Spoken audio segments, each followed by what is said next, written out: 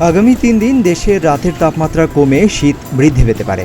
সেই সঙ্গে শেষ রাত থেকে ভোর পর্যন্ত দেশের কোথাও কোথাও হালকা থেকে মাঝারি ধরনের কুয়াশা পড়তে পারে। সোমবার সন্ধ্যায় দেওয়া আবহাওয়া অধিদপ্তরের 72 ঘন্টার পূর্বাভাস থেকে এই তথ্য জানানো হয়েছে।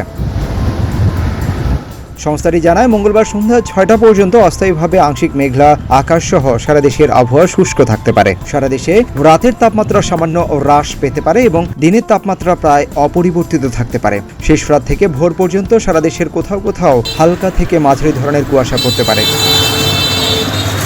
বুধবার সন্ধ্যা 6টা পর্যন্ত অস্থায়ীভাবে আংশিক মেঘলা আকাশ সহ সারা দেশের আবহাওয়া শুষ্ক থাকতে পারে। সারা দেশে রাতের তাপমাত্রা 1 থেকে 2 ডিগ্রি সেলসিয়াস হ্রাস পেতে পারে এবং দিনের তাপমাত্রা প্রায় অপরিবর্তিত থাকতে পারে। কুয়াশার অবস্থায় একই রকম থাকতে পারে। বৃহস্পতিবার অস্থায়ীভাবে আংশিক মেঘলা আকাশ সহ সারা দেশের আবহাওয়া শুষ্ক থাকতে পারে। সারা দেশে রাত এবং দিনের তাপমাত্রা সামান্য হ্রাস পেতে পারে। কুয়াশার অবস্থা অপরিবর্তিত থাকতে পারে।